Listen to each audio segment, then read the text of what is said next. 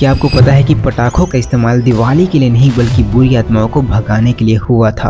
Around 200 BC में पटाखों का कॉन्सेप्ट चाइना से आया था। तब गन पाउडर इन्वेंट नहीं हुआ था। लोग बैम्बू के खोखले टुकड़े को आग में डालते थे। जब बैम्बू हीट होता था तब अंदर के एयर प्रेशर से पॉप की आवाज आती थी। इससे लोग बुरी आत्माओं को भगाने का तरीका मानने लगे। उसके बाद अराउंड 800 टू 900 एडी के बीच एक चाइनीज ऑल्केमिस्ट इमोर्टलिटी पोशन यानी कि अमृत बनाने की कोशिश कर रहे थे। उन्होंने एक्सीडेंटली सल्फर, चाल्कोर, पोटेशियम नाइट्रेट को मिलाकर गन पाउडर बना लिया। जब इस मिक्सचर को बैम्बू ट्यूब में डाला गया तब कंट्रोल्ड एक्सप्लोजन मिला। यहीं से मॉडर्न फायर क्रैकर्स का जन्म हुआ। लेकिन अभी भी इसका इस्तेमाल इविल स्पिरिट्स को दूर भगाने और लकी एनर्जी को अट्रैक्ट करने के लिए किया जा रहा था। उसके बाद 13th सेंचुरी में मार्को पोलो या अरब ट्रेडर्स चाइना से गन पाउडर बनाने की टेक्निक्स यूरोप ले आए। यहाँ से फायर क्रैकर्स को मिलिट्री और एंटरटेनमेंट दोनों में यूज किया जाने लगा और 15th सेंचुरी तक इंग्लैंड और इटली के रॉयल इवेंट में भी फायर क्रैकर्स दिखाई देने लगे। वैसे इंडिया में पटाखे यानी कि फायर क्रैकर्स 13th सेंचुरी से ही आ गए थे, लेकिन 16th सेंचुरी में मुगलों ने इसे पॉपुलर बनाया। गन पाउडर ऑलरेडी मिलिट्री में यूज होता था और मुगल किंग ने इसे सेलिब्रेशन में भी इंक्लूड कर दिया। लेकिन अभी भी कॉमन लोगों तक ये फायर क्रैकर्स नहीं पहुंचे थे क्योंकि अभी तक ये चीजें लग्जरी थी। उसके बाद 18 टू 19th सेंचुरी में मुगल एम्पायर वीक हुआ और ब्रिटिश ईस्ट इंडिया कंपनी ने कंट्रोल ले लिया।